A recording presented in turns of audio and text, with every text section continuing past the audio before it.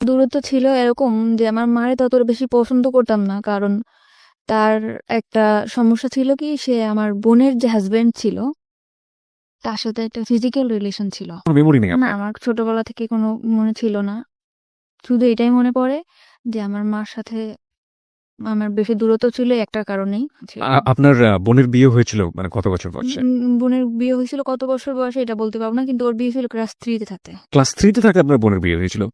মানে কিভাবে এটা পসিবল? এই- আপনি কি জেনেছেন পুরো স্টোরিটা আমাদেরকে একটু বলেন তো। আমি পুরো ক্লিয়ার হয়েছে মানুষের কাছ থেকে যে আমার যে বোনের হাজবেন্ড ছিল ওনার সাথে আমার মায়ের একটা ফিজিক্যাল রিলেশন ছিল। এটা আপনি মানুষের কাছ থেকে শুনতেন? কার কার কাছ থেকে শুনতেন? এটা আমার নানুর কাছ থেকে শুনতাম, আচ্ছা। আমার খালাদের কাছ থেকে শুনতাম। আমরা তো আমার নানুদের ফ্যামিলিতে বড় হয়েছি, আমার দাদা বাড়ি বরিশাল। আপনার সামনে কিভাবে বলতো তারা? আমি জিজ্ঞাসা করতাম যে কি জিজ্ঞেস তার করতেন? ভাইয়া এরকম কেন করে। মার ভাইয়া এরকম কেন করে? হ্যাঁ, তখন আমারে বলতো যে তোর ভাইয়ার সাথে তোর মার সম্পর্ক আছে, প্রেম আছে। এইগুলো কারা বলতো? আমার খালা বলতো, নানু বলতো, মামিরা বলতো, এরা বলতো। তখন আমি বলতাম যে প্রেম কি জিনিস, তখন আমি ছোট ছিলাম, আমি ততটা হয়তো বা বুঝতাম না। ওকে। তো তখন আমি সবসময় চেষ্টা, যখন আপনি এগুলো শুনতেন, আপনি তো অনেক ছোট ছিলেন, আপনার ভেতরে ফিলটা কি হতো? আমার মনে হতো যে ওখানে কি হচ্ছে, ওটা কি, আমি নিজের চোখে দেখতাম, বুঝতামও। মানে আপনার সামনেই ঘটনাগুলো হ্যাঁ, ঘটতো? ঘুরতো। আমি দেখতাম দূর থেকে, মানে বোঝার চেষ্টা করতাম যে এটা কি হচ্ছে। এমনকি রুমের মধ্যে ঢুকলেও দেখতাম ওরকম অবস্থায়, কিংবা ওরকমই থাকতো। তো ওকে। তো আমি তখন আমার নানুরে জিজ্ঞেস করতাম, কিংবা আমার খালাদের জিজ্ঞেস করতাম যে এটা কেন হয়। ওনারা কিছু বলতো না? না, ওনারা কিছু বলতো না, বলতো তোমার মার সাথে ওনার সম্পর্ক আছে। তাহলে মার সাথে যদি সম্পর্ক থাকবে তাহলে বোনের স্বামী হয় কিভাবে, এরকম আমার মাথার মধ্যে সবসময় এটাই করতো। আর আমার চিন্তা ছিল যে ওইটা ওখানে কি হচ্ছে। এই জন্য আমি আস্তে আস্তে বড় হলাম, তখন ক্লাস 6-এ যখন পড়ি তখন একটা ছেলের সাথে আমার সম্পর্ক হয়। এগুলো নিয়ে আপনি আপনার মাকে কখনো জিজ্ঞেস না, করেননি যে আমি মা? মাকে কখনো জিজ্ঞাসা করিনি। আপনার মা কি জানতো যে আপনি আপনি এটা দেখছেন? হ্যাঁ, আমার মা জানতো আমি দেখছি, এবং আমার ফ্যামিলি সবাই জানতো। আমার বাবা, এভরিবডি নোজ ইট? সবাই জানতো। জানার পরেও বিষয়গুলো নিয়ে কোনো কথা হতো না, কোনো ধরনের কোনো ঝামেলা হতো না আমাদের ফ্যামিলিতে? পুরো ফ্যামিলি তারপরেই ডিপেন্ড করতো কার উপর? আমার দুলাভাইয়ের উপর। আপনার পুরো ফ্যামিলি এই ভদ্রলোকের উপর ডিপেন্ড করতো ইকোনমিক্যালি? জি। এবং এই জন্য কেউ কোনো কিছু বলতো না? না, কিছু বলতো না। ডিপেন্ড করতো মানে কি ধরনের ডিপেন্ড করতো? টাকা পয়সা দিয়ে হেল্প করতো। আমাদের তো কোনো ভাই নেই, কাজের কোনো নাই, আব্বাও তো সেরকম বেশি কাজ করতে পারতো না, এই জন্য আমার ভাইয়াই সাহায্য। মানে আমার বাবা এটা জানতো? হ্যাঁ, আমার বাবাও জানতো। এবং জানার পরেও কখনো এগুলো নিয়ে কোনো ধরনের মনোমালিন্য, কোনো ধরনের ঝামেলা? আমি ততটা বুঝতাম না তো। বুঝতে পারতেন না। মাকে নিয়ে আপনার প্রাথমিক পর্যায়ের প্রথম মেমোরিটাই হচ্ছে এরকম একটা জিনিস আপনার চোখে পড়া। আজকের এই স্টোরিটা খুবই খুবই খুবই গুরুত্বপূর্ণ প্রিয় শ্রোতা, এবং যেটা হয়তো সমাজের অন্য কোনো লাখো মানুষের মধ্যে ওর গল্পটা মিলে যাবে না, কিন্তু একটা সন্তানের জন্য অনভিপ্রেত কোনো ঘটনা তার জীবনে কতটা ছাপ ফেলে এবং এটা শেষ পর্যন্ত কোথায় গিয়ে কি দাঁড়ায়। আমাদের সামাজিক মানসিকতার জায়গাতে আমরা যে সোশ্যাল সাইকিয়াট্রিক যে ব্যাপারগুলো আমাদের চারপাশে ঘটে যায় সেগুলো গণমাধ্যমে খুবই কম আসে, এবং এগুলো যে মানব জীবনে কতটা গুরুত্বপূর্ণ, নেগেটিভলি এগুলোর ইম্প্যাক্ট কতটা ভয়াবহ হতে পারে, কিংবা আদৌ একটা মানুষের জীবনে কতটা প্রভাব ফেলে, সেগুলো নিয়ে আজকের এই হ্যালো ইট 920 অনেক দূরে এগিয়ে যাবে। আমরা একটু ওকে জানার চেষ্টা করি আসলে। ওকে ফাইন, আপনি যেটা বলছেন যে ক্লাস 6-এ আপনি একটা ছেলের সাথে বা কোনো একটা, হ্যাঁ একটু আমার মামার বন্ধু ছিল সে। তো আমি তার সাথে কথা বলতাম, সব ধরনের আর কি ফাজলামি করতাম। তখন আস্তে আস্তে বললো যে তোমার আমার খুব ভালো লাগে, তোমার আমার পছন্দ। আমি বলছি, ঠিক আছে। তখন আমিও আর কি ছিলাম যে ভালোবাসা কি জিনিস, ফার্স্ট টাইম 6-এ থাকতে এরকম আসছে, তখন আমিও এটার মধ্যে করলাম। তখন আমি ওরে বললাম কি, আমি আমার মার বিষয়টা ওরা শেয়ার করলাম যে আকাশ, ওর নাম ছিল আকাশ, আকাশ এরকম আমার মা আর ভাইয়া এগুলা করে, তুমি আমার সাথে করবা? তখন ও বললো যে তুমি অনেক ছোট, আর আমাদের মধ্যে এরকম কেন হবে, যা হবে বিয়ের পর হবে। যেই খবর ওরা, আমি বলছি যে চলো আমরা একটা কিছু করি, ওইখানে কি হয় তুমি আমার একটু বুঝাও। যখনই বলতাম একটু বুঝাও, ও এড়াই যেত, কেমন জানি করতো না। ও আবার অনেক খারাপ ছিল ছেলেটা, যেরকম অনেক ধরনের নেশা করতো, এর জিনিস ছিনতাই করতো, ও করতো। তারপরও ওরাকে আমি অনেক ভালোবাসতাম। তখন ফার্স্ট টাইম আমার লাইফে আসছে, আমি ওরা অনেক ভালোবাসতাম। পরে আমার মামার সাথে একটা দ্বন্দ্বের কারণে ও আর কি চলে গেছিল। আচ্ছা। তারপরে আমি আমাদের স্কুলে যাইতাম, ওই বিষয়টা আমার মাথার মধ্যে সবসময় থাকতো যে ওইটা কি, ওইটা আমার জানতে হবে, ওইটা কি। মানে বাবা মা এবং দুলাভাইকে যে অবস্থায় দেখেছেন? দেখছি। তখন আমি আরেকটা ছেলের সাথে সম্পর্ক হয়, তার নাম হচ্ছে ইমরান। দোকানে মানে ওর একটা দোকানে কাজ করতো ও। ওকে স্কুলে যাইতাম আসতাম, ওখানে ওর সাথে আমার রিলেশন হয়। তখন আমি ওকে বললাম যে একটা কিছু করি, তা বলতো কি যে বিয়ে করতে হবে। তাহলে আমি বলছি, যদি বিয়ে করতে তো চলো। আমার সবসময় ধারণা ছিল যদি বিয়ের পরে এই জিনিসটা হয় তাহলে ইমরানটা আমি যেভাবে হোক বিয়ে করবো। একটু জাস্ট বোঝার জন্য, মানে আপনার ওই বিষয়টার প্রতি এক ধরনের কিউরিওসিটি গ্রো করে? সবসময় মাথার মধ্যে খেলতেছে যে ওইটা কি হচ্ছে, ওখানে কি হলো, আমি ওইটা চাই। আকাশ বললো যে বিয়ে না করে এটা করা যাবে না, এই জন্য আমি চিন্তা করলাম যে আমি এটা বিয়েই করবো, সে যেই ছেলেই হোক। বিয়ে জিনিসটাও কি আপনি বুঝতেন না। না? আপনি এই বিষয়টা মার সাথেও কখনো শেয়ার করেননি, বড় বোনের সাথেও কখনো শেয়ার না। করেননি? আমি কারোর সাথে শেয়ার করি নাই। কেন কারোর সাথে করেননি?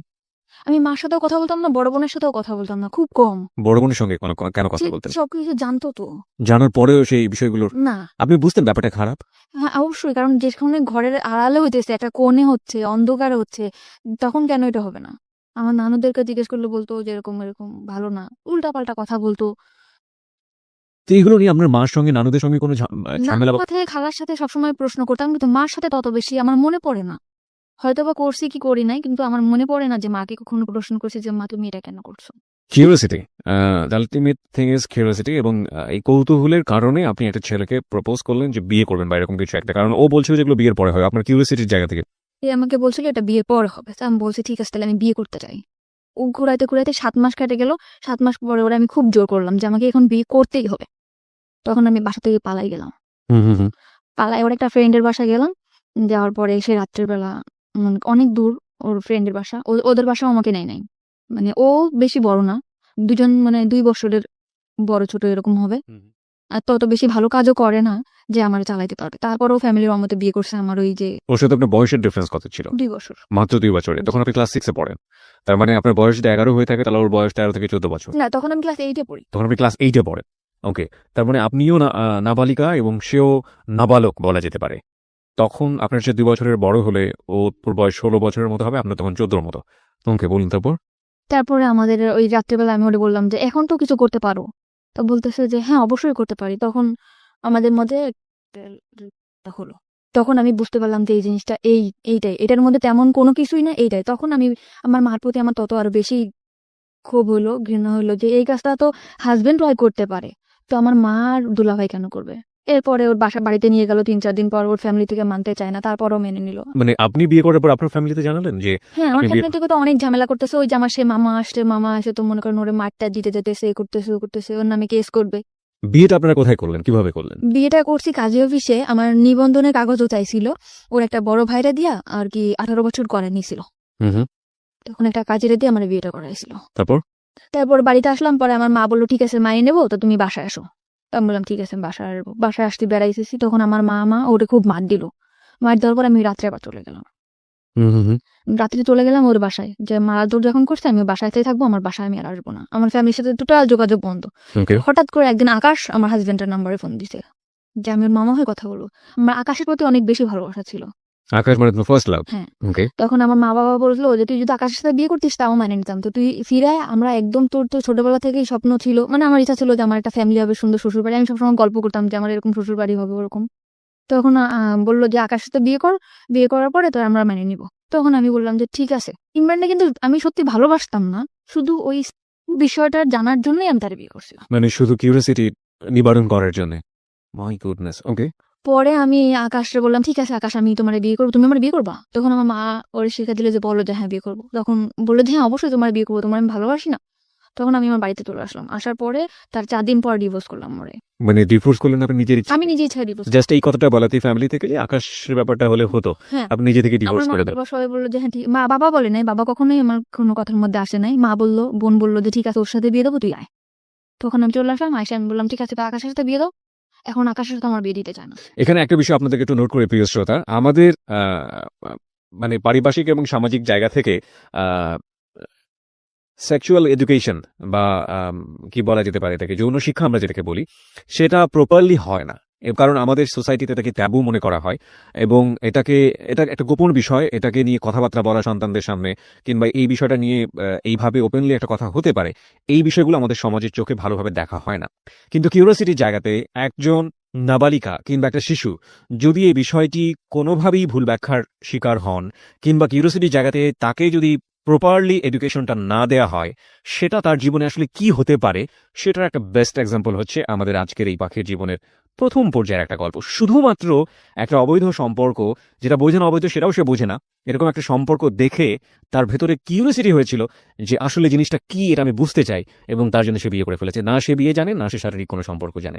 আমি স্পেশালি থ্যাঙ্কস জানাই যে ইদানিং আমাদের শিক্ষাক্রমে ক্লাস 8 এর পাঠ্য বইয়ের পাশাপাশি এরকম বিশেষ করে সেক্সুয়াল এডুকেশনের জন্য একটি পাঠ্য বইয়ের ব্যবস্থা করা হয়েছে, এবং যেখানে খুব সুন্দরভাবে বিষয়গুলোর ব্যাখ্যা দেওয়া হয়েছে শারীরিক জ্ঞান অর্জনের জন্য। কোনটা পজিটিভ কোনটা নেগেটিভ হলে কি ধরনের ক্ষতি হতে পারে এবং এটা কোন বয়সে গিয়ে কি করা উচিত। আমার মনে হয় এটা আমাদের বিশেষ করে এই ধরনের ঘটনা থেকে অনেকখানি বাচ্চাদেরকে দূরে রাখবে। তবে দিস ইজ রিয়েলি টাফ, কারণ যেই ব্যারিয়ারটা আমরা ভাঙার চেষ্টা করছি এতদিন, যে ধরনের একটা অবয়ের মধ্যে ছিলাম, এগুলো নিয়ে কথা বলা যায় না, এগুলো নিয়ে কথা বলা পাপ, এগুলো নিয়ে কথা বলা অন্যায়, এবং এই ধরনের ব্যাপারে ছেলেমেয়েদেরকে সামনে নিয়ে আসা, ছেলেমেয়েদের এই কিউরিওসিটিগুলো নিবারণ করা বা ওদের সব বিষয়ে কিউরিওসিটি দেখলে ওদেরকে দমিয়ে দেয়া, এই বিষয়গুলো মারাত্মক রকমভাবে টাফ করে দিবে আমাদের এই বিষয়টাকে। কিন্তু আমার মনে হয় যে যদি পজিটিভ কোনো রেজাল্ট আমরা পাই এবং পাওয়ার সম্ভাবনা যেহেতু আছে, সুতরাং এই জিনিসগুলোকে পজিটিভলি ছেলেমেয়েদের সামনে আনা উচিত। কোনটা ভালো কোনটা মন্দ সেটা তাদেরকে ক্লিয়ার করে বুঝিয়ে দেওয়া উচিত। নইলে গোপনে নিভৃতে এই ধরনের অসংখ্য ঘটনা সমাজে ঘটে যাচ্ছে যেগুলো আমরা কখনো ফোকাস করি না এবং অনেক সময় জীবনটাকে হেল করে দিতে পারে। বাই দ্য ওয়ে, আমরা ফিরছি আবার আপনার জীবনের গল্পে। তারপর আপনি ডিভোর্স করলেন এবং আপনাকে বললো যে না, বিয়ে দেবে না। তখন আমার ফ্যামিলি থেকে বললো, ওকে বিয়ে দেওয়ার মতো ছেলে হলো, ও ও এরকম খারাপ কাজ করে, চুরি করে, এটা করে ওটা করে, ওর সাথে বিয়ে দেবো না। তখন আমি বললাম যে তোমরা তো নিয়ে আসলে, আর আকাশও তো আমি অনেক ভালোবাসি। তখন আকাশে বললাম, আকাশ বললো তুমি আমার সাথে পালাই যাবা, মানে ফোনে বললো। তো আমি বলছি ঠিক আছে, আমি তোমার সাথে পালাই যাবো। তো ওর সাথে আমি পালাই যাওয়ার জন্য পুরো প্রস্তুত। পরে আমি ওর সাথে পালাই গেছি। যাওয়ার পরে 3 দিন ওর একটা ফ্রেন্ডের বাসায় নিয়ে আমাকে রাখছে, বলছে যে বিয়ে করি নাই, বিয়ে করবো। তখন একটা কাগজ আমার কাছে নিয়ে আসছে, এনে বলতেছে এটা কোর্ট ম্যারেজ করতে হবে, তুমি এটার মধ্যে সাইন করো। তখন আমি ওটার মধ্যে সাইন করছি। হাজব্যান্ড ওয়াইফ যেভাবে থাকে ওইভাবে থাকার জন্য পুরো প্রিপারেশন নিছি, বাসা নিছি, এরকম থাকবো। তখন ওর আরেকটা মামা ছিল, মানে আমার মামারই বন্ধু এরা, জি। তার নাম ছিল সুমন। তখন এসে বললো তুমি যে এরকম বাসা টাসা নিছো, ওর সাথে কি তোমার বিয়ে হয়েছে? আমি বলছি হ্যাঁ। কয়েক ওইটা বিয়ের কাগজ না, এটা তোমার সাথে 1 বছরের কন্ট্রাক্ট ম্যারেজ করবে বলে বিয়ে করছে। মানে 1 বছরের কন্ট্যাক্ট ম্যারেজ করেছেন। ওকে, আমি তখন ওইটাও বুঝি না যে কন্ট্যাক্ট কন্ট্রাক্ট ম্যারেজ আসলে কি? আমি বলছি আমার কাগজটা দেখেন, আমি পড়তে পারবো। তখন আমার ও কাগজটা আকাশও দেখেন, আকাশ নিখোঁজ। যে এখন ওর সুমন মামার বললোই কথা, তখন আকাশ নিখোঁজ। কিন্তু আকাশের প্ল্যান ছিল ওইটা যে মামা, আমার আগে যে মামা ছিল তার সাথে তার দ্বন্দ্ব ছিল, এই জন্য সে আমার বিয়ে করবে কিংবা একটা ইসের মধ্যে রাখবে, কিন্তু সেও আমারে ভালোবাসতো না। কিন্তু আমি ভাবতাম যে একটা সংসার হবে, আকাশ আমার ভালোবাসা, আকাশের সাথে আমি ভালোভাবে থাকতে পারবো। সেভাবে হলো না। তো তখন আমার সুমন মামা ফোন দিল মা বাবারে, মা বাবা বললো যে ঠিক আছে ওরে নিয়ে আসো। জিনেদা ছিলাম আমরা, ইয়ান থেকে খুলনা নিয়ে আসলো। খুলনা নিয়ে যাওয়ার পরে আমার মা বললো যে ঠিক আছে যা হয় হয়েছে, এরকম ভাবে থাকো। এরকম করে পরে আমার ঢাকাতে চলে আসলাম। আমার বোন আর দুলাভাইও ঢাকাতে থাকতো, তখন চাকরি হয়েছিল আমার বোনের। তো থাকতো মিরপুরে, আমি ওর বাসায় থাকতাম, টুকটাক বাসার কাজ টাজ করতাম, থাকতাম এভাবে। তার 2 বছর পরে তখন আমার লেখাপড়া একদম বন্ধ। মানে কোন ক্লাসে থাকা অবস্থায়? 8 ক্লাস 8 থাকা অবস্থায় আপনার লেখাপড়া বন্ধ। এইসব ঘটনা ঘটার পরে পরপর 2টো বিয়ে। ওকে, পরে আমাকে করলো 2 বছর পরে আমার ফ্যামিলি থেকে একটা ছেলে দেখলো। আচ্ছা। ফ্যামিলি থেকে ছেলে দেখার পরে আমি 2 বছর মধ্যে ঢাকাতেও থাকতাম, খুলনাতেও থাকতাম। পরে আমাকে আনলো বাড়িতে, দেখাইলো, ছেলে একবার দেখেই পছন্দ করলো। 1 সপ্তাহের মধ্যে বিয়ে। ওকে প্রিয় শ্রোতা, আমরা এই জায়গাটায় ছোট একটা বিরতি নিতে চাই। আপনারা সবাই শুনছেন close up presence hello 8920 ABC radio FM 89.2 এ। আমি আরজি কিবরিয়া রয়েছে আপনার সঙ্গে এবং আজকে পাখি তার জীবনের গল্প বলার জন্য আমাদের স্টুডিওতে। পাখিকে দেখার জন্য, কিছু বলার জন্য, ওর সাথে যোগাযোগ করার জন্য আপনারা আমাদের ফেসবুকে কানেক্টেড হতে পারেন। আমাদের ফেসবুকের ঠিকানা হচ্ছে www.facebook.com/abcradiofm89.2। এছাড়াও আপনি চলে আসতে পারেন আমার ফেসবুক পেজে। আমার ফেসবুকের ঠিকানা হচ্ছে facebook.com/kibria.rj, KEBRIA। স্পেলিংটা হচ্ছে KEBRIA.RJ। এবং পেজটিতে যাওয়ার পর আপনি লাইক দেওয়ার সঙ্গে সঙ্গে আমাদের হ্যালো 8920 মেম্বার হয়ে যাবেন। ফিরে আসছি ঠিক 3 মিনিট পর। Close Up presents Hello 8920. Close Up. The closer, the better. FM 89.2। Close Up presents Hello 8920. Close Up. The closer, the better. 3 minute পর প্রিয় শ্রোতা আরো একবার ওয়েলকাম করছি ক্লোজ আপ প্রেজেন্স হ্যালো 8920 তে। আমি আরজি কিবরিয়া রয়েছে আপনার সঙ্গে এবং আপনারা সবাই শুনছেন এবিসি রেডিও এফএম 89.2। আজকে জীবনের গল্প বলার জন্য এখানে রয়েছে পাখি, 19 বছর বয়স তার, এবং তার যে জীবনের গল্প সেটা আসলে খুবই খুবই খুবই মর্মান্তিক। আমরা ফিরবো তার কাছে। যেখানে আমরা ছিলাম, পাখি আপনি বলছিলেন যে আপনার 1 সপ্তাহের মধ্যে বিয়ে হয়ে যাবে, এরকম একটা পরিস্থিতি তৈরি হয়েছে আপনার ফ্যামিলিতে। আর এই আমাদের গেস্টকে দেখার জন্য আপনারা ফেসবুকে আসতে পারেন। আমাদের ফেসবুকের ঠিকানা www.facebook.com/abcradiofm89.2। এছাড়াও আপনি চলে আসতে পারেন আমার ফেসবুক পেজে। আমার ফেসবুকের ঠিকানা হচ্ছে facebook.com/kibria.rj, KEBRIA। স্পেলিংটা হচ্ছে KEBRIA.RJ। ওকে, বলুন তারপর। তারপর 1 সপ্তাহের মধ্যে বিয়ে ঠিক হলো। ছেলে দেখার পর বললো ঠিক আছে আমার পছন্দ হয়েছে, আমি ওকে বিয়ে করতে চাই। ওকে, ছেলে কি করে? ছেলে বাড়িতে কৃষি কাজ করে। তো আমিও বললাম যে ঠিক আছে, ফ্যামিলি থেকে যখন দিতেছে আমি বিয়ে করবো। বাবা বাড়ি ঘর সব দেখে আসলো, বিয়ের দিনও পড়লো, হয়েও গেছে। তার বাড়িতে গেছে, মানে হয়েছে কি, তার বাড়িতে গেছে, তার চাচার যে ঘরটা আছে সেই ঘরটা দেখাইছে, তার চাচার বাড়িটা দেখাইছে। মানে যখন ঘর বাড়ি দেখাবে তখন সেই চাচার বাড়িটা দেখিয়েছে। হুম। আচ্ছা তার যে মূল বাসা সেটা সে দেখায় নাই। আচ্ছা। তো আমার ফ্যামিলিও বুঝতে পারে নাই। বিয়ের পরে আমাকে উঠাইছে একটা ভাঙা ঘরের ভিতরে, ঘরটা একদম হেলে পড়ে যাবে, উপরে টালি, নিচে আছে বেড়া আছে। আমি আমার হাজবেন্ডকে জিজ্ঞেস করলাম যে আপনাদের এই এটা কেন? তখন বললো কি চাচার বাড়ি আর আমার বাড়ি কি এক না? তখন আমি বললাম চাচার বাড়ি আর তোমার বাড়ি এক, তো সেটা তো কথা না। আমার তো ঘর যেটা, আমার যে ঘরটা আমি থাকবো সেই ঘরটা যদি ভালো না হয় আমি কেমনে থাকবো? এই ঘরটা তো এখনই আমার শরীরে পড়ে যাবে। আমি বললো পড়বে না, সব ঠিক হয়ে যাবে, আমার জায়গা জমি আছে, বিক্রি করবো। তো তখন আমি মানে নিলাম চুপচাপ যে যা হোক হয়েছে, জীবন তো অনেক ভুল হয়েছে। আর আমি ম্যারিড পার্সন ছিলাম, সে আনম্যারিড ছেলে। এটা সে জানতো, তার কাছে বলা হয়েছে এটা? তাকে কিন্তু বিয়ের আগে জিজ্ঞেস করা হয়েছে যে আপনি কি ম্যারিড পার্সন, সে বলছে যে না আমি ম্যারিড পার্সন না। এবং আপনার সম্পর্কে বলা হয়েছে যে আমি নিজে তাকে বলছি যে আমি দুটো বিয়ে করেছি, আমি এরকম রিলেশন করে 2টা বিয়ে করছি। এবং কি কারণে বিয়ে করেছি কথা কারণটা বলেনি কখন? তো বলছি যে আমি রিলেশন করে বিয়ে করছি। দুটো বিয়ে করেছি। হ্যাঁ, সেটা শুনেই আমার প্রতি হয়েছে যে বিয়ের সাথে কোনো ব্যাপার না, আপনার দেখে আমার খুব ভালো লাগছে। ওকে। তারপর আমরা আমার বাবার বাড়ি বেড়াতে আসলাম, বেড়াতে আসার পরে এইভাবে দিন যায়। তারপরও আমি শহরে তো মানুষ হয়েছি, তারপরও আমি অনেক কিছু মিস করতাম যে এই জিনিসটা নাই, সংসারে এই জিনিসটা নাই। অনেক কষ্টে দিন যেত আমার। তার আর কোনো ভাই বোন ছিল না, সে একটাই ছেলে। ওকে। এখন আস্তে আস্তে আমার হাজবেন্ডের মধ্যে দেখলাম পরিবর্তন। কি পরিবর্তন? সে ফোনে কথা বলে, গ্রামের ছেলে তাও ফোনে কথা। কি ব্যাপার, তুমি কার সাথে কথা বলো? বলি কথা। তারপর আমি জানতে পারলাম, অনেক ভাবে জানতে পারলাম, চেষ্টা করে প্রায় 2-3 মাস পর জানতে পারলাম সে আগে একটা বিয়ে করছিল। সে আমার কাছে মাপটা চাইছে যে আমি বিয়ে করছি, তুমি মাপ করে দাও, আমি তোমার বলতে পারি না। আমি বলছি বিয়ের আগে তো আমি আপনাকে জিজ্ঞেস করছিলাম, আপনি আমাকে কেন বলেন নাই? ওকে। পরে বলতেছে তোমাকে আমার এত ভালো লাগছে যে তোমার কথা যদি আমি বলতাম তাহলে হয়তো বা তুমি বিয়েটা রাজি হতো না। আচ্ছা। তখন আমি বললাম যে ঠিক আছে, যা গেছে গেছে, আপনি ওই মেয়ের সাথে যোগাযোগ করেন না, আমি করবো না। ওকে। তারপরও মেয়েটার সাথে যোগাযোগ করে। তখন আমি বললাম খুলনাতেই রাখবো না, তোমাকে আমি নিয়ে চলে যাবো ঢাকাতেই। ঢাকা আসতে গেলে কিছু টাকা লাগবে, কিন্তু আমার বিয়ের মধ্যে কোনো কিছু দেয় নাই। শাড়ি গয়না যা দেওয়া লাগে, গয়নাগাটি কিছু দেয় না, এমনি শাড়ি, চুড়ি, লিপস্টিক এটা যা দেওয়া লাগে দিছে। এখন একটা রুলি দিছিল স্বর্ণের। তখন আমি মারে বললাম যে মা, এই রুলিটা আমরা বেশ বন্ধক রাখি, এখন ক্যাশ টাকা তো আমার কাছে কিছু নেই, বন্ধক রাখা আমি টাকাটা নিয়ে দিই, তুমি ও পরে চাকরি করে যখন টাকা ছাড়া যাবে তখন। তখন বললো যে ঠিক আছে চল বন্ধক রাখতে যা। বন্ধক যখন রাখতে গেছি তখন আঙ্কেল আমারে বলে তুমি কি দুষ্টামি করতে আসছো আমার সাথে? কোন আঙ্কেল? মানে জুয়েলারির যে আঙ্কেল। ওকে। বলছি কেন আঙ্কেল? বলতেছে যে অবশ্যই, তুমি এটা এমইটি স্বর্ণ রিয়াই না, তুমি বলতেছো এটা স্বর্ণের। আমি বলছি কেন, এটা আমার বিয়েতে দিছে, এটা কেন এমইটি স্বর্ণ হবে? এটা স্বর্ণের পানিতে ধোয়া, এটা 6 মাস পর কালার যাবে। তখন আমি আমার হাজবেন্ডের ফোন দিলাম যে তুমি আমাদের মানে টাউন আছে, টাউনে আসো। তখন দোকানে নিয়ে গেলাম, যেটা কি এটা তো স্বর্ণের না। তো বলতেছে কে বলছে স্বর্ণের না, অন্য দোকানে চলো। তুমি কোন দোকানে যাবা? স্বর্ণপটির মধ্যে। পরে ওর যে দোকানে যাইতেছে সেই দোকানে একই কথা। তখন ও মানে ওর ঘাম বের হয়ে গেছে পুরা। পরে বলতেছে কি যে মাফ করে দাও, তোমার খুশি করার জন্য এটা করছি। তাও আমি মাফ করে দিছি ওরে। আমার ফ্যামিলি থেকে মোটে রাজি না যে এরকম এখন থেকে এই ছেলে এরকম করতেছে, তা ভবিষ্যতে সে কি করবে? তখন আমি তারপরও ঢাকাতে নিয়ে আসলাম, নিয়ে আমার বোনের কাছে রেখে গেলাম, ভাইয়া ওর একটা চাকরি দিতে। ওরা চাকরি দিল। ওর আগরাতে চাকরি হতে গেলে রক্তের গ্রুপ পরীক্ষা করতে হয়, গ্রুপ পরীক্ষা করাইলো, টাকা পয়সা যা লাগে সব ভাইয়া দিল, ম্যাচ ঠিক করে দিল। ভাইয়া মানে আপনার দুলা ভাই? সেই দুলা ভাই। ওকে। মানে আমাদের ফ্যামিলিতে সে খুব কেয়ার করে। তারপরে চাকরি দেওয়ার পরে চাকরি থাকলো আমার টাকা পয়সা দেয় না। ভাইয়ার শুধু একই কমপ্লেন যে ও নাকি ফোনে কথা বলে। আমি বলছি ফোনে তো আমার সাথেও কথা বলে। তারপর আমার ভাইয়া বললো যে ঠিক আছে তুইও ঢাকাতে চলে। তখন আপনি কোথায় ছিলেন? আমি আমার মার বাড়িতে ছিলাম। খুলনাতে ছিলেন? জি। তখন আমি ঢাকাতে চলে আসলাম, ভাইয়ার বাসায় থাকতাম। ও ছুটি ছাড়া পাইলে আসতো, ভাইয়ার বাসায় থাকতাম, করতাম। তারপরে আমি বললাম যে ঠিক আছে, ভাইয়ার বাসায় তো মানে গেস্ট যে রুমটা, ড্রয়িং রুমটা যেটারে বলে, ওইটা তো ভাইয়াদের ছুপা নাই, ওটা তো খালি আসতো, ওখানে আমরা একটা পর্দাটা নাই, ওখানেই আমরা সংসার করা শুরু করি। বললো ঠিক আছে। আমাদের মানে ওর রুম নেওয়ার মতো এত বেশি টাকা বেতন পাইতো না, মাত্র 7,000 টাকা বেতন পাইতো।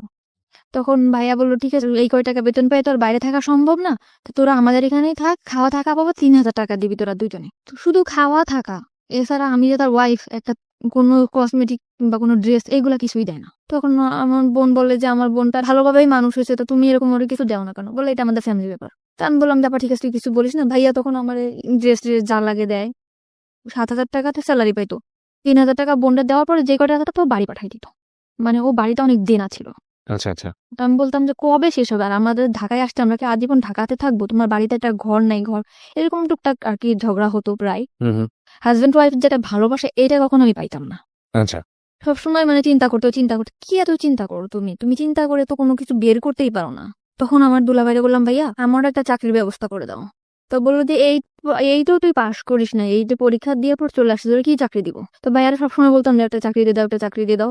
তখন ও যে কোম্পানিতে চাকরি করে, ফরেনার কোম্পানিতে, ওর একটা ম্যাডাম ছিল। তো ওই ম্যাডামটা বাচ্চা কাচ্চা হইতো না, তার হাজবেন্ডও বাইরে থাকতো, সে এখানে একা থাকতো।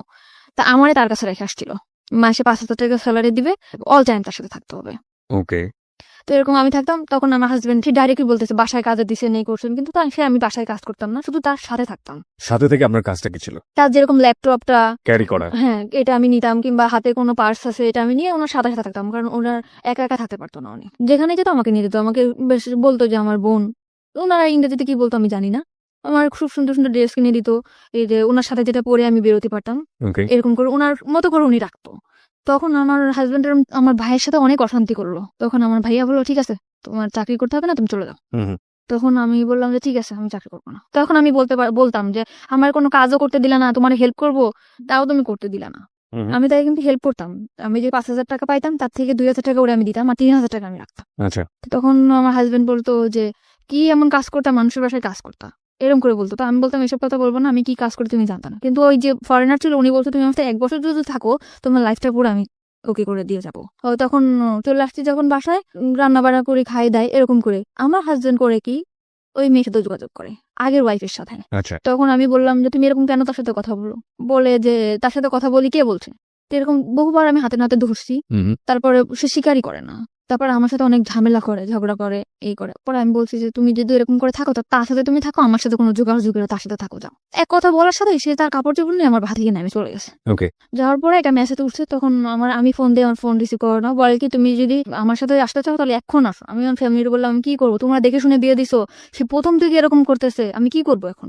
বলে তার সাথে তুমি কোথাও যাবো না, তুমি তোমার ভাইয়ের বাসায় থাকো। তখন আমি আমার ভাইয়ের কাছে, বোনের কাছে থাকতে লাগলাম। আমার এই প্রথম 2-1 দিন, 4-5 দিন, 1 মাস 2 মাস ফোন দিছে, পরে আমার কোনো ফোন দিত না। ওকে।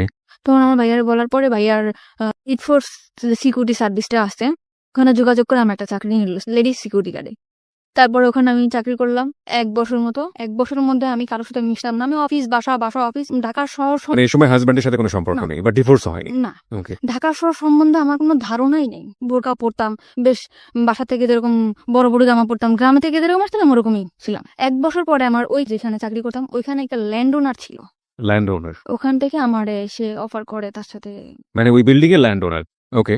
ওই ল্যান্ড ওনার আমার প্রপোজ করে যে মানে বিভিন্ন ভাবে, তুমি দেখতে অনেক সুন্দর, তোমার লুকিংটা অনেক সেক্সি, তোমার দেখতে খুব ভালো লাগে। পরিচয়টা হলো কিভাবে? মানে উনি আসে যায়, আমি সালাম করি যে স্যার আসসালামু আলাইকুম, আবার লিফটটা আমি ধরে দেই, উনি উঠে। ল্যান্ড ওনার যেহেতু, আবার আসলে ওনার হাতে যদি কিছু থাকে ওটা আমি ক্যারি করি।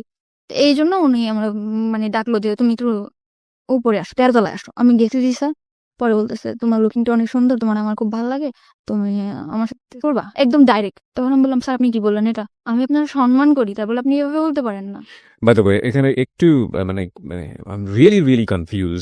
যেহেতু আপনি মোটামুটি একটা আইন শৃঙ্খলা রক্ষাকারী এরকম একটা বেসরকারি প্রতিষ্ঠানেই কাজ করতেন, সেখানে ওনার তো একটু ভয়ে ডর কিছু করা উচিত ছিল। মানে উনি ডিরেক্ট এইভাবে ডেকে নিবেন, আপনার অ্যাটিটিউডের মধ্যে কোনো কিছু কি ছিল এরকম যে কারণে ও? আমি সবসময় অনেক রুট ছিলাম, আমার সাথে কেউ কথা বলতেও সাহস পেত না। আমরা যে কটা মেয়ে ছিলাম আমাদের সাথে কোনো ছেলেরাও কথা বলতো না, আমাদের যে ছেলে গার্ডগুলো ছিল সেও কথা বলতো না। পরে আমি বললাম স্যার আপনি আর কি, জাস্ট তোমার আমি দেখলাম যে তুমি তোমার জায়গায় কেমন অনেস্ট।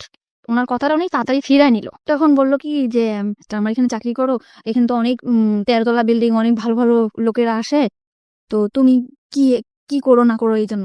তা দেখলাম ভালো, তুমি থাকতে পারবা এখানে, 1 বছর হয়েছে, আমি চাই যতদিন এখানে আছে তুমি থাকো। তখন আমি বললাম যে স্যার ঠিক আছে। তখন সে ল্যান্ড ওনার, তার উপরে আমি কিছু বলতেও পারি না। তখন আমার যে জুন কমান্ডার ছিল তাকে আমি বললাম স্যার এরকম ভাবে আমার প্রপোজ করছে। কয় তোমার তো কপাল খুলে গেছে।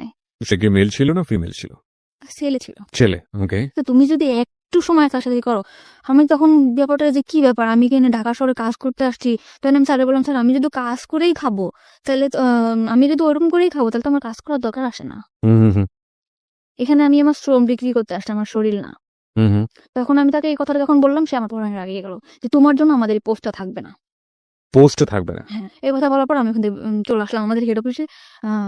উনি আমার নামে কমপ্লেন করলো, আমার যে জুন কমান্ডার স্যার উনি এরকম ডিউটি ভালো করে না, এই জন্য ওর নামে কমপ্লেন এসে ল্যান্ডওনার কমপ্লেন দিয়েছে, আপনি ওকে ডাকেন অফিসে। আমাকে স্যার ফোন দিল। আমি ভর্তি হওয়ার পরে কখন আর অফিসে যাই নাই, ওই ফার্স্টে। ওকে। খুব ভয় পাচ্ছি আমি, স্যার আপনি আমাকে কেন ডাকছেন? কি আমি জানি কি হয়েছে না হয়েছে। আমি পরে স্যারের বললাম যে স্যার আপনি আমার বাবার বয়স এরকম এরকম ব্যাপার। কি মা তাহলে তোমার ওখানে যাওয়া ঠিক হবে না? তুমি রিজার্ভে থাকো। রিজার্ভ। হ্যাঁ। ওকে যে বিভিন্ন জায়গায় যেরকম সোনারগাঁ, রেডিসন এরকম যেরকম পার্টি টাটি হয়, এখানে ডিউটি করলে তুমি ডিউটি করো। ওকে এমনি সময় বাসায় থাকবা, তোমার স্যালারি 6,000 টাকা, 9,500 টাকা স্যালারি পাইতাম, ওখান থেকে 6,000 টাকা চলে আসছে। ওকে ওখানে বিভিন্ন ছেলেদের সাথে ডিউটি করতে হতো, আমি ওখান থেকেই খারাপ হয়ে গেলাম। মানে রিজার্ভে যাওয়ার পরে আপনি মানে হাউ ইট হ্যাপেন, মানে খারাপ হয়ে গেলাম বললে আপনি বুঝবো না কিভাবে কি ঘটনাগুলো ঘটেছে। মানে একটা ছেলের সাথে মিশতাম, অমুক জায়গায় ডিউটি করতে হবে আমাদের দুইজনের, একটা ছেলে একটা মেয়ে। কত কথা হয় না, কথা হইতে হইতে হইতে হইতে ওরা বলে যে আমরা এরকম ড্রিঙ্কস করি, আমরা অনেক মজা থাকি, তুমি কি এমন ড্রেস পরো, বোরকা পরো কেন, এখন কি মেয়েরা বোরকা পরে কিনা। আর আমার মধ্যেও না ওরকম একটা চঞ্চলতা কাজ করতো, আমিও চাইতাম যে না এদের সাথে খোলামেলা ভাবে থাক। এর ভিতরে এরকম থাকতে থাকতে আমাদের বাড়ির পাশে একটা বাড়ি ছিল, বাড়িটার নাম নাই, মানে আমাদের থেকে অনেক ভালো অবস্থা। Okay.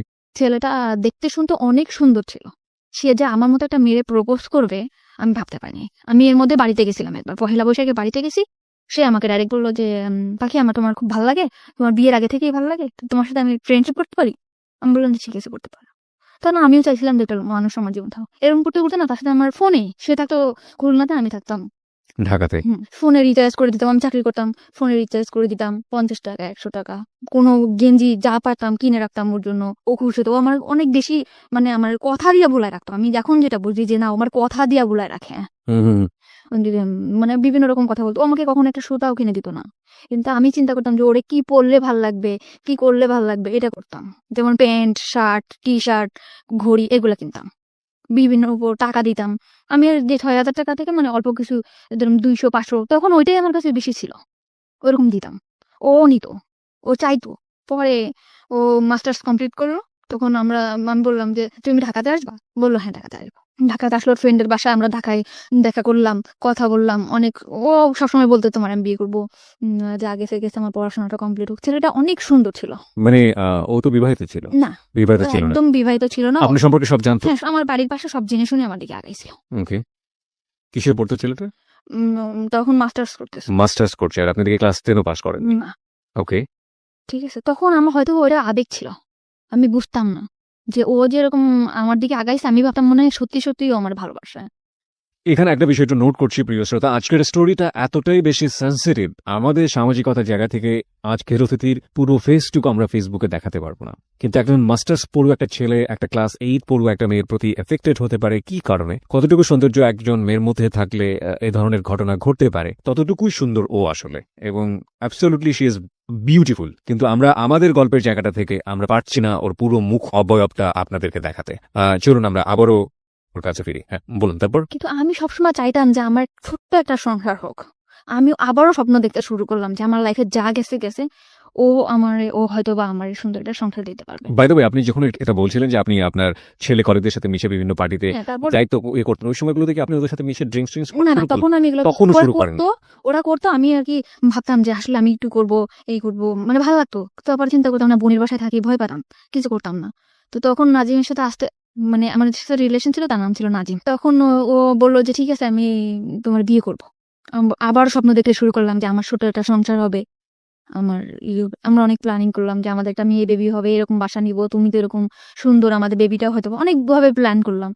পরে আস্তে আস্তে দেখি কি ও ফোনে আমার সাথে তত সময় দেয় না, ফোনে ততটা সময় দিচ্ছে না। কিন্তু কোন ও তো আপনার সম্পর্কে সমস্ত কিছু জানতো, বিশেষ করে দুটো বিয়ে হয়েছে আপনার, এরকম ভাবে আপনি সংসারও করেছেন এবং আমার ফ্যামিলি অবস্থা সবই জানে। সব জানতো।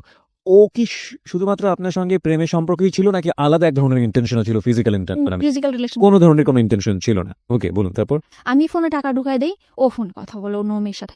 তা আমি ওর ফোনে টাকা ঢুকাই দিলেও আমি ওর ফোনটা রিসিভ করতাম না, কারণ আমি যে কোম্পানিতে চাকরি করতাম ওখান থেকে ফোন আমাকে দেওয়া হয়েছিল, মানে ওখান থেকে আমি ফোন করলে বিল পাইতো। ওকে। তো ওই ফোনটাতে আমি ওকে ফোন করতাম অল টাইম, কখনো ওর ফোন আমি রিসিভ করি নাই।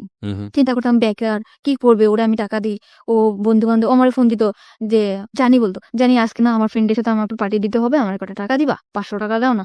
ওকে। তখন আমি এভাবে সবসময় টাকা পয়সা দিতে থাকতাম। পরে একটা সময় বললাম, আমার ফ্যামিলি থেকেও জানাজানি হয়ে গেল ব্যাপারটা, যে তুই আবারও একটা ছেলের দিকে এরকম করে পড়তেছিস, তোর হাজবেন্ড আছে এরকম আছে। তখন আমি আমার ফ্যামিলির বকাবকি শুরু করলাম, কি হাজবেন্ড, তোমরা কি দেখে দিছে এই করছো। তখন নাজিম আস্তে আস্তে দূরে সরে যেতেছে, আমার বলতেছে ডাইরেক্ট বলতে, তুমি আমার ফোন করবা না, কখনো ফোন দিবা না, কোনো কারণ ছাড়াই।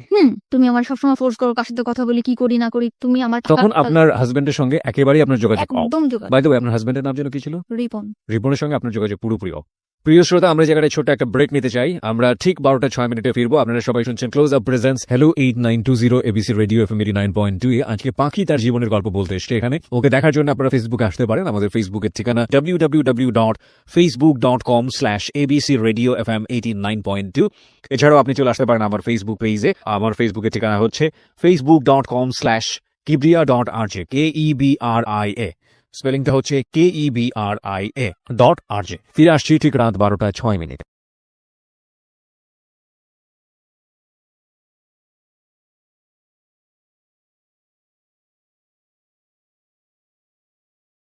Close Up presents Hello 8920 Close Up. The closer, the better.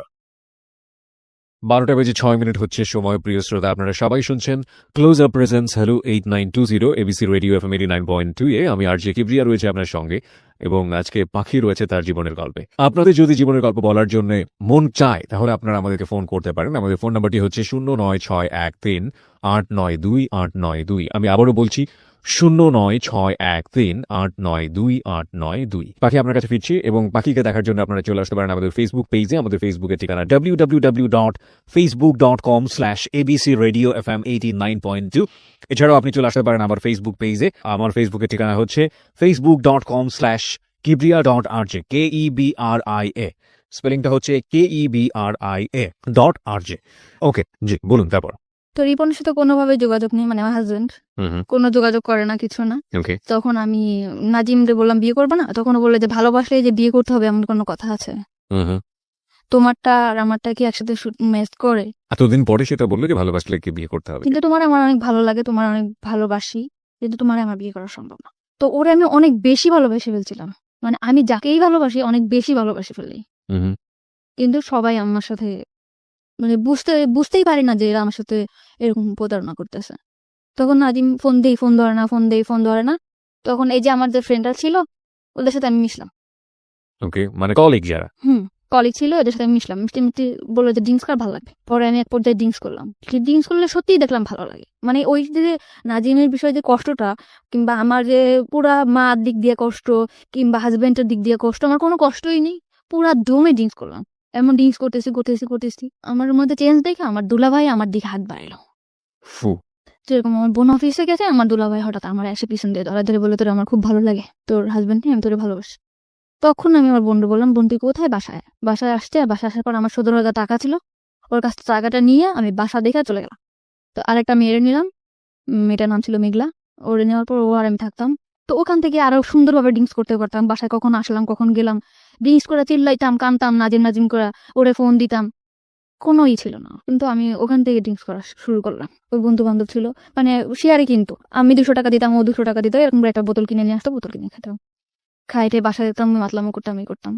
তো এরকম করার পরে এখন রিজার্ভে ছিলাম। তো আমি পরে নতুন একটা পোস্ট লাগবে 1 তারিখে, গেল বছর, যে বছরটা চলে গেল, ওই গেল বছরের এই 1 তারিখে 1 তারিখে পোস্ট লাগছে। লাগার পর আমার এই যে জুন কমান্ডার ওনার সাথে আমার পরিচয় হলো, যে ঠিক আছে আপনার জন্য আমি ডিউটি করব এরকম একটা খ্রিস্টান প্রতিষ্ঠানে। তখন আমার খ্রিস্টান প্রতিষ্ঠানে দিল, আমি ওখানে ডিউটি করতাম। ডিউটি করার পরে ওখানে ডিউটি করতেছি 2টা মেয়ে, আমি আর একটা মেয়ে, আর ওই বাসাটায় থাকতাম। তা আমার হাজবেন্ড আমার সব দিক দিয়ে যোগাযোগ বন্ধ ছিল, কোনোভাবে আমার সাথে কোনো যোগাযোগ করতো না। তা আমার যে ছাড়টা ছিল উনি আবার আমার খুব হেল্প করতো, মানে কিরকম, আমি ঠিক মতো বাসায় যাচ্ছি কিনা, কি করতেছি না করতেছি, এই বিষয়টা সে দেখতো। তারপর আমি ড্রিঙ্কস করতেছি, এটা অনেকভাবে বাধা দিত, যে পাখি আপনি ড্রিঙ্কস করবেন না, এরকম না করতে। আমি আপনার না কেন শুনবো, আমি আপনার না শুনবো না, আমি একজনকে ভালোবাসি, এরকম আমি এত বেশি ভালোবাসতাম, চিল্লাপাল্লা করতাম, ড্রিঙ্কস করতাম, রাস্তাঘাটে চিল্লাপাল্লা করতাম। তখন আমারে বললো যে একটা মানুষ এত ভালোবাসতে পারে। তখন আমার ওই স্যার নাজিমকে ফোন দিল, যে ভাইয়া একটা মেয়ে আপনাকে কতটা ভালোবাসে। তখন ও বললো যে হ্যাঁ মেয়েটা অনেক ভালো, আমি ওকে ভালোবাসি, কিন্তু ওকে আমার পক্ষে বিয়ে করা সম্ভব না। নাজিম এটা বললো। তখন আমার সব কলিগরা ওকে একবার করে ফোন করলো, যে ভাইয়া, মানে আপনি সব কলিগের কাছে আপনার উইকনেসটা দেখাতেন, যে আপনার দুর্বলতাটা দেখাতেন। আমি ড্রিঙ্কস করার পরে আমি আর সবসময় ওরকম ওরে ফিল করতাম, আমি আগের মতো ডিউটি করতে পারতাম না, করতে পারতাম না ওরকম। তারপরে আমার করলো, আমি ওখান থেকে সরে আসলাম আস্তে আস্তে, মানে ফ্রেন্ডদের কাছ থেকে সরে আসলাম, কিন্তু আমি বাসায় ড্রিঙ্কস করতাম। তখন আমার স্যার বললো যে তুমি এভাবে ড্রিঙ্কস করো না পাখি, তুমি আসলে অনেক ভালো মেয়ে, এরকম বিভিন্ন রকম কথা বলতো। কিন্তু ওই পোস্টে আমি ঠিক মতো আবার ডিউটিটা করতাম। আমার কোনো জায়গা থেকে আমার ডিউটির কারণে কখনো চাকরিটা যেত না। ওকে। আমি ঠিক মতো ডিউটি করতাম। ডিউটি আওয়ার্সের পরে আমি উল্টাপাল্টা করতাম, যেরকম ড্রিঙ্কস করতাম, আবার বাইরে ঘুরতে যেতাম, এটা করতাম। তখন আমার স্যার আমার দিকে আগে আসলো। কিভাবে আগে আসলো? বললো যে তোমার মতো ভালো যদি আমার ওয়াইফ আমারে বাসতো, তাহলে আমার মনে হয় পুরো পৃথিবীটা ওরে দিয়ে দিতাম। এই ধরনের কথা বলতো। মানে তার ওয়াইফের প্রতি অনেক ধরনের দুর্বলতা আমাকে দেখাইতো। মানে তার ওয়াইফ তার দিক দিয়ে পারফেক্ট না, সে তাকে ভালোবাসে না, সে তাকে কোনোভাবে সুখ দিতে পারে না, সে তার ছেলের দিকে যত্ন নেয় না, সে তার সংসারে কোনোভাবেই মানে মন নেই, এরকম। তখন আমি বললাম এসব কথা আমারে বলেন কেন? তখন আমার মনের মধ্যে কিন্তু নাজিমই আছে। সে মানে অফিস আওয়ার পরে আমার নিয়ে ঘুরতে যেত, আমিও যেতাম, আমার ড্রিঙ্কস করাইতো, ঘুরতে যেত, করতো। তখন আমি খুশি ছিলাম, ভালোই ছিলাম। ওকে। তারপরে না হইলো, ওনার ওয়াইফ যখন বাড়িতে গেছে তখন আমি আর উনি একদিন ড্রিঙ্কস করছি। উনি ড্রিঙ্কস করলে কোনো প্রবলেম হয় না, ওকে। কিন্তু আমি ড্রিঙ্কস করার পরে আমি মানে পুরো অ্যাবনর্মাল হয়ে যায়। তখন আমি চিন্তা করতাম, মানে আমার সেন্সই থাকতো না। কিন্তু ওই নাজিমকে কল করতাম, নাজিমকে কল করে এটা করতাম, ওটা করতাম, উল্টাপাল্টা চিল্লাপাল্লা করতাম। তো ওনার ওয়াইফ যখন বাড়িতে গেছে, ওনার বাসায় আমাকে নিয়ে গেছে। এটা কি আপনি জানতেন আগে থেকে যে ওনার না, বাড়িতে আছে? তা আমি কিছু জানতাম না। আমরা কিন্তু কুড়িল বিশ্বরের একটা বার আছে, ওখানে থেকে ড্রিঙ্কসটা বাইরে এনে ড্রিঙ্কস করছি। এটা জায়গায় বসে ড্রিঙ্কস করার পর আমি অ্যাবনর্মাল হয়ে গেছি। পরে উনি ওনার বাসায় আমাকে নিয়ে গেছে। নিয়ে যাওয়ার পরে সত্যি কথা আমার সেন্স ছিল না তখন, হয়তোবা আমাদের মধ্যে ফিজিক্যাল কোনো রিলেশন আছে, হয়তোবা। হয়তোবা মানে কি আমি শিওর। ওকে। আপনি পরবর্তীতে শিওর হয়েছেন? ওকে। হয়েছে তার মানে ড্রিঙ্কস করার অনেক রাত্রেবেলা আমার মানে সেন্স একদম আমি এখানে স্যার, আমি এখানে কেন? তখন বলতেছে কি যে তোমার আমার খুব ভালো লাগে, তোমার সবকিছু পারফেক্ট, আমার ওয়াইফের থেকে তুমি অনেক বেটার, এরকম করে বললো। তখন আমি খুব কাঁদতেছি যে আপনি এটা কি করলেন, আপনার সাথে আমার এটা কেন হলো, এরকম করে। তখন মাইনে নিছি, নেওয়ার পরে না তখন চাকরিটা বাঁচানোর ভয়, তখন ভয় পেতাম কি হয়তো বা চাকরিটা থাকবে না। চাকরি না থাকার ভয়টা কেন ছিল? মানে ফোর্সে চাকরি করতাম, এটা তো কোনো সরকারি চাকরি না, এটা যখন তখন চলে যেতে পারে। আপনি যার কথা বলছেন উনি চাইলে আপনার চাকরি ডিসমিস করে দিতে পারেন। হ্যাঁ, একজন জুন কমান্ডার ছিল, সে চাইলে চাকরি ডিসমিস করতে পারতো। কারণ ফার্স্ট যেখানে চাকরি করতাম উনি কিন্তু তখন আমার নামে কমপ্লেইন করার পরে আমার চাকরিটা ওখান থেকে যাওয়ার পরে আমি রিজার্ভে আসছিলাম। ওকে। সো আপনার এই ভয়টা কাজ করতো? হ্যাঁ, এইভাবে কাজ করতো, এই যে আমার যদি কোনোভাবে চাকরিটা না যেত। তারপর এরকম সে আমার বিভিন্ন জায়গায় ঘুরতে নিয়ে যেত, বিভিন্ন জিনিস গিফট করতো, কিনে দিত। আপনি এগ্রি করে গেলেন? হ্যাঁ, আমি এগ্রি করে গেলাম যে নাজিমের অ্যাবসেন্টটা কিন্তু সে ঢুকে পড়ছে আমার লাইফে। এত দ্রুত? এত দ্রুত মানে কি, বেশ কিছুদিন হয়েছে, 4 মাস এরকম। সে এরকম একটা মানুষ যে সে কিভাবে যেন আমার ক্যাশ করে ফেললো। আর তারা আমি কিন্তু ফার্স্ট টাইমে বলতাম যে আপনার আমি কখনো ভালোবাসবো না। আমি তারা আরো বলতাম যে আপনার ওয়াইফ আছে না, এরকম এরকম জিনিস গিফট করবেন, এইভাবে করো। সে অনেক, মানে ওয়াইফকে কিভাবে কনভিন্স করবে? হ্যাঁ, সে তার ওয়াইফকে কিন্তু অনেক চেষ্টা করতো, কিন্তু তার ওয়াইফ সেরকম ধরনের ছিল না। অ্যাকর্ডিং টু হিজ ল্যাঙ্গুয়েজ, মানে তার ভাষ্য অনুযায়ী। ওকে। তার কথা অনুযায়ী সে ওরকম ছিল না, সে পারফেক্ট ছিল না, ঠিক আছে। তারপরে এরকম আমার তখন আপনার আগের হাজবেন্ডের সঙ্গে আপনার না, আমার ডিভোর্স হয় নাই। আমার আগের হাজবেন্ডের সাথে আমার ডিভোর্স ছিলই না। ওকে। আমার হাজবেন্ডের সাথে আমার কোনো যোগাযোগও ছিল না। তারপরে এই করছে, এরকম আসতে যাইতো আমার ডিউটি আওয়ার্সের পরে, তার সাথে আমরা একসাথে ঘুরতে যেতাম, খাইতাম, ঠিক আছে, এরকম ভাবে ছিল। সে এরকম আস্তে আস্তে আমার একদম অনেক কাছে চলে আসলো। সে মনে করেন আমার ডিউটি আওয়ার্সের পরে আমার না দেখলে পাগল হয়ে যেত, যেমনি হোক আমার বোঝাতো। সে চলে আসতো, কোথায় চলে আসতো? অফিসের ওখানে চলে আসতো, আইসা আমার নিয়ে বাসায় নামায় দিয়ে আসতো। যেহেতু সে একজন অফিসার এবং তার আন্ডারে তো অনেক এমপ্লয়ি কাজ করে, বাকি সবাই বুঝতো না ব্যাপারটা, এবং তার জন্য এটা প্রেস্টিজিয়াস না? দূরে থাকতো অফিস থেকে, মনে করেন এখান থেকে 10-5 মিনিট হাঁটে যাওয়া লাগবে, এরকম এতটা দূরে থাকতো সে আমার রিক্সায় যাইতে কষ্ট হবে দেখে সে রেগুলার, একটা ভাঙা রোড ছিল, ওই ভাঙা রোডের রেগুলার আমার জন্য বাইক নিয়ে দাঁড়ায় থাকতো। ওকে। ওকে। ওখান থেকে আমাকে নিয়ে ওখানে নামায় দিয়ে আসতো, নামায় দিয়ে আসতে যেতে এরকম রেগুলার দিয়ে আসতো। তারপরে আমি বুঝলাম যে আসলে সে আমাকে অনেক ভালোবাসে, ওকে, অনেক ভালোবাসে। তারপরে আমি আস্তে আস্তে ওনার প্রতি দুর্বল হলাম। যখন আমি দেখলাম যে না, তার ওয়াইফ তার প্রতি না, তখন আমি তার প্রতি দুর্বল হলাম। ও দুর্বল করে ফেলছিল আমাকে, এমন মানে ওয়াইফ তার প্রতি ডিভোটেড না, এটা তো তার ল্যাঙ্গুয়েজ ছিল, তার ছিল। আর আমিও বুঝতাম। কিভাবে বুঝতেন? মানে সে যখন ফোনে কথা বলতো, মানে তার ওয়াইফের বলতো একটু পানি দাও তো, তুমি নিয়ে খাও। এটা আপনি ফোনে শুনতে পেতেন? হ্যাঁ, এটা আমি শুনতে পেতাম। তুমি নাও কিংবা এদিকে আসো তো, মানে আমি just শুনতাম। তার ফ্যামিলি সম্পর্কে আপনি কতটুকু জানতেন? শুধু ওই ওয়াইফের বদনামই জানতেন নাকি আরো অন্য কিছু জানতেন? না, ওয়াইফের অতটুকু জানতাম, তার ফ্যামিলিটা অনেক বেশি ভালো ছিল। কিরকম? সে তার রুমে সে অনেক দিক দিয়ে তার ওয়াইফের সুখে রাখছিল, কিন্তু সে যে তার ওয়াইফ, সে কখনো মনে করতো না যে আমার হাজবেন্ডের সুখে আমি সুখী। সে মনে করতো তার সুখই তার সুখ, হাজবেন্ডের যে একটা জিনিস, এই জিনিসটা যে আমার, সে এটা ভাবতো না। এটা তো তার ভাষ্য অনুযায়ী, আপনি তো তার পরিবারের মধ্যে ঢোকেননি, কখনো আমি তার এভাবে যেয়ে দেখি নাই, দেখেন নাই, সে তার যেভাবে বলেছে আপনি সেটা সেভাবে বোঝার চেষ্টা করেছেন। এভাবেই। ওকে ওকে। তারপরে এরকম কয়েক মাস গেল, যাওয়ার পরে তখন এই কয়েক মাসের মধ্যে আপনারা কি কি করছেন? হ্যাং আউট করছেন, বাইরে ঘুরে বেড়াচ্ছেন, ডেট করছেন, রুম ডেট করছেন জি কন্টিনিউয়াসলি? জি কন্টিনিউয়াসলি। একবারের জন্য মনে হয়নি যে অন্যায় করছেন? অন্যায় ফার্স্টে মনে হয়েছিল, পরে মনে হলো যে না, আমার লাইফটা কি, আমার তো ওই নোংরা জায়গা থেকে উঠাই নিয়ে আসছে। আমি যে ড্রিঙ্কস করতাম, আজে বাজে ছেলেদের সাথে আমি মিশতাম, আমি যে খারাপ dress হি অলসো ড্রিঙ্কস, সেও তো সে ড্রিঙ্কস। কিন্তু আমার জন্য ড্রিঙ্কস করতো, সে কিন্তু ফার্স্টে ড্রিঙ্কস করতো না।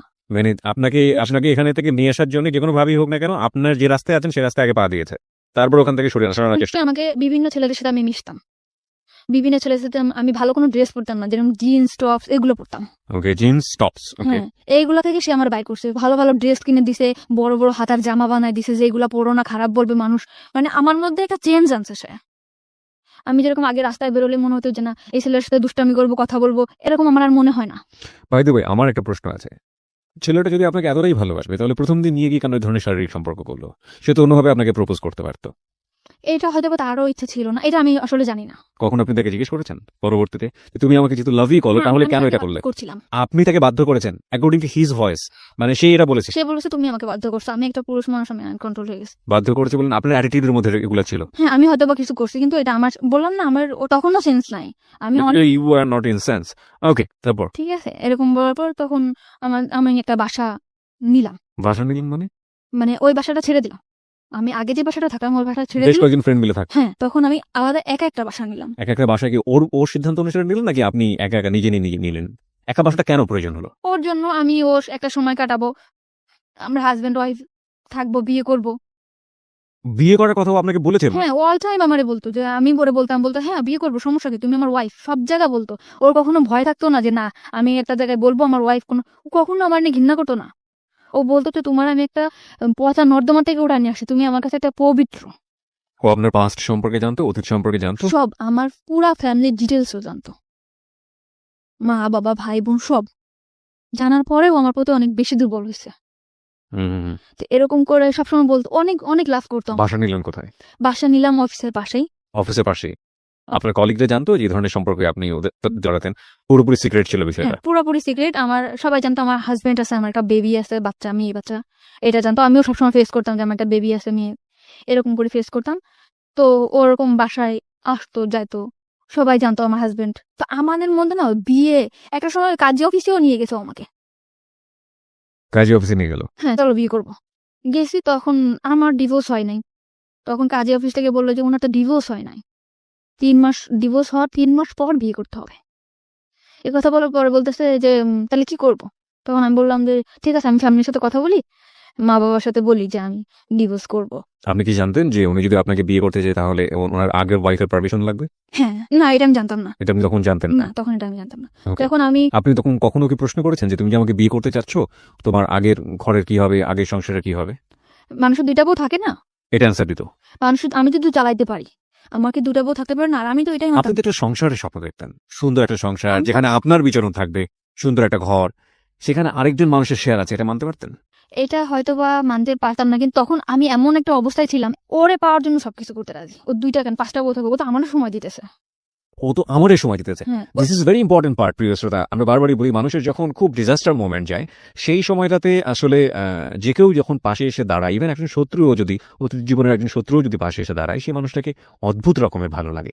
কিন্তু সেটার মধ্যেও যে এক ধরনের জটিলতা থাকে, সেটা ভবিষ্যতে একসময় মেঘ কেটে যাবে, আকাশ পরিষ্কার হয়ে যাবে, তারপর এই মানুষের যে কন্ডিশন, ফ্যামিলি কন্ডিশন বা এই মানুষের যে অবস্থা, সেটা আসলে আমার জীবনকে কতটা প্রভাবিত করতে পারবে ইন এ পজিটিভ সেন্স, ওই জিনিসটা কিন্তু মাথার মধ্যে কাজ করে না। আর ওর একটা ব্যাকগ্রাউন্ড কথা আপনারা চিন্তা করবেন, ও তখন বয়স খুব বেশি হলে 17 থেকে 18, এবং ওর এডুকেশন, ওর ফ্যামিলি ব্যাকগ্রাউন্ড, ওর যে অবস্থা, সবকিছুর জায়গা থেকে এটা অত্যন্ত লোভনীয় মনে হয়েছে ওর কাছে। সব দিক থেকে মেন্টালিও অনেক বেশি ডিপেন্ডেন্ট হয়ে গেছে।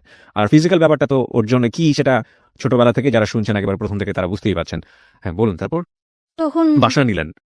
তো কাজী অফিসে কাজী আমাদের বলল যে তোমার বিয়ে তো করতে হবে, বিয়ে তো করবা, আজ করো 3 মাস পরে করবো। কিন্তু সবচেয়ে বড় কথা হলো মানুষের শরীরে, মানে লোক দেখানো বিয়ে এবং ইসের বিয়ে থেকে, মানে কাগজে কলমে বিয়ে, হাদিস মোতাবেক বিয়ে, যেটা থেকে সবচেয়ে মনের বিয়েটাই বড়। এটা হলে না, তখন আমি এটার মধ্যে কাজ করতে, যে আমাদের তো মনের বিয়ে তাহলে হয়েই গেছে, বিয়ে করব। আর ও যেখানে যাবে, আমার ওয়াইফ, আমার সব জায়গায় বলতে আমার আমার ওয়াইফ। আমি বলতাম আমার হাজবেন্ড। আমার নাম কিন্তু ইসলাম ছিল না, আমি কিন্তু ইসলাম দিছি। কেন ইসলাম মানে আপনি আপনার রিলিজন কি? তা আমার হচ্ছে আক্তার।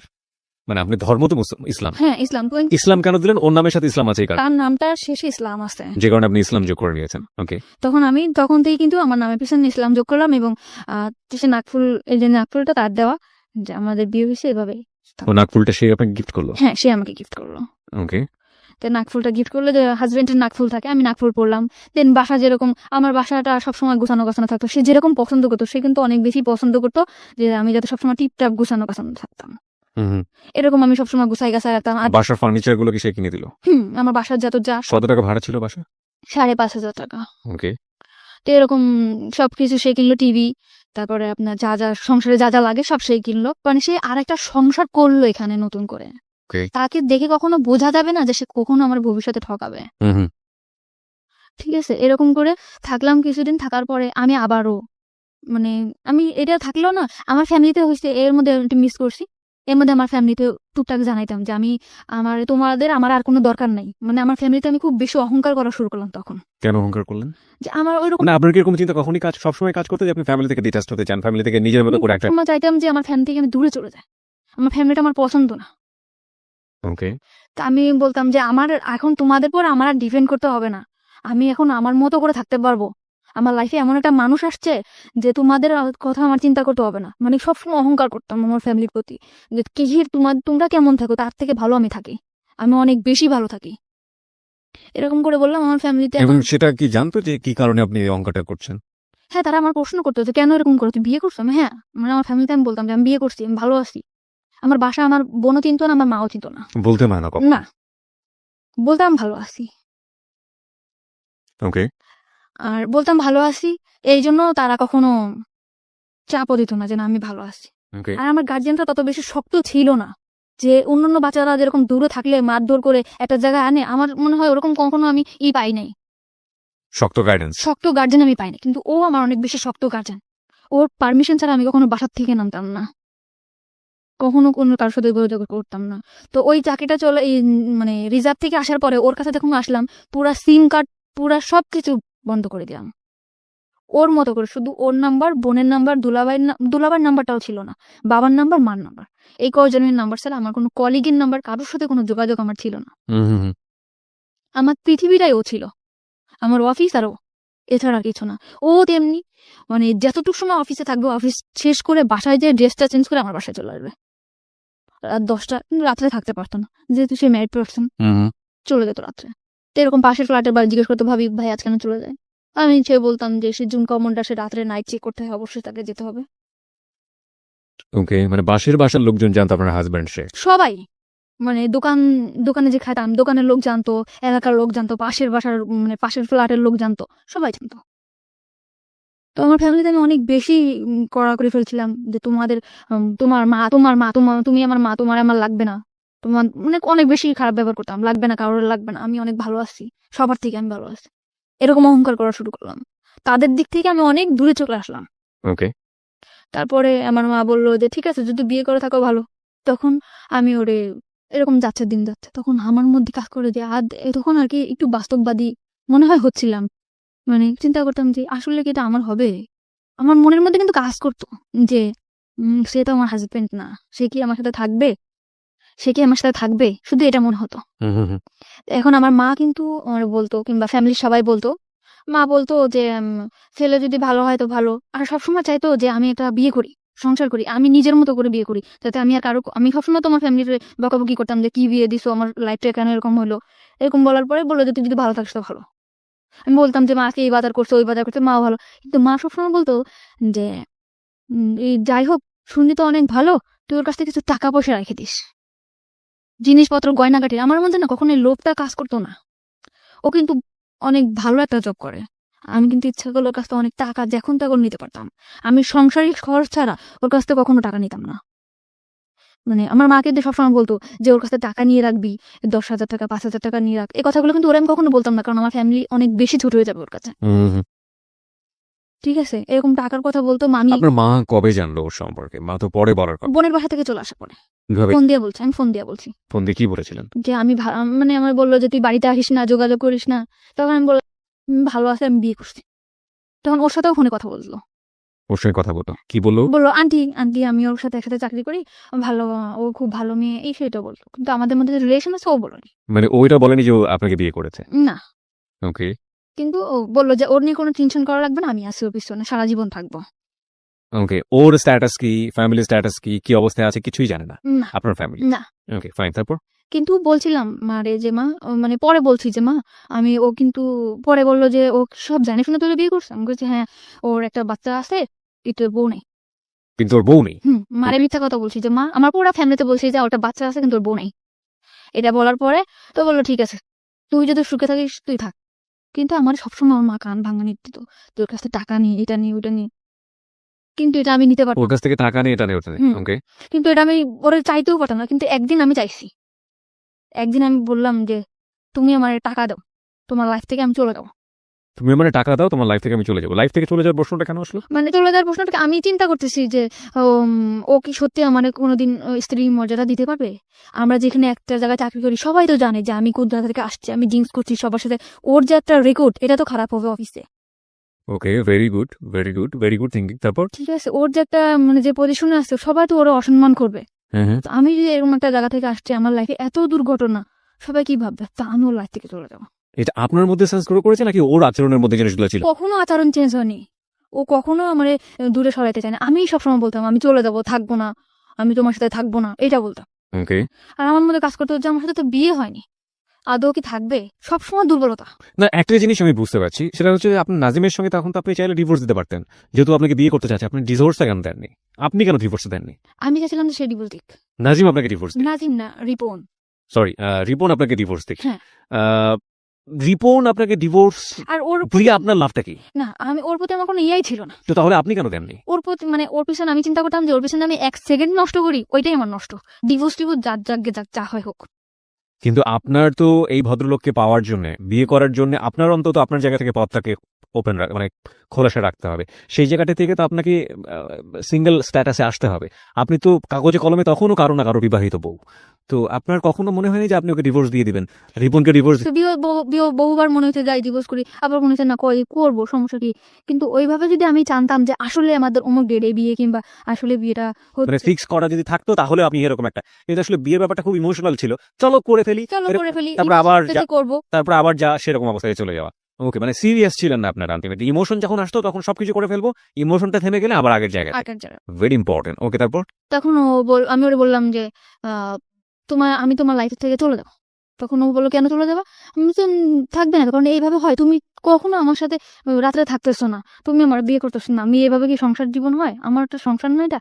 তখন ও বললো যে তুমি আমার লাইফ থেকে চলে যাও, তুমি টাকা চাচ্ছ, তুমি টাকা নিবা, কিন্তু এই বাসায় থাকবা, তুমি এই বাসা থেকে কোথাও যেতে পারবা না। ও টাকার নিয়ে আপনাকে প্রশ্ন করেনি যে তুমি টাকা দিয়ে কি করবা? কোনো দিনও প্রশ্ন করে নেই। কোনো প্রশ্ন সে করেনি? না। টাকা চাচ্ছ, টাকা নিবা। হ্যাঁ, Okay, টাকা তারপর? চাচ্ছ, টাকা নাও, তোমার অ্যাকাউন্ট করে দিয়েছি, অ্যাকাউন্টে রাখো, তাও ভালো, কিন্তু তোমার আমি কখনো আমার জীবন থেকে তুমি যাইতে পারবা না। প্রিয় শ্রোতা, আমাদের আর একটা বিরতির সময় হয়েছে, আমরা এখানে একটা বিরতি নিতে চাই। আপনারা সবাই শুনছেন close up presence hello 8920 ABC radio FM 89.2 এ। আমি আরজি কিবরিয়া রয়েছে আপনার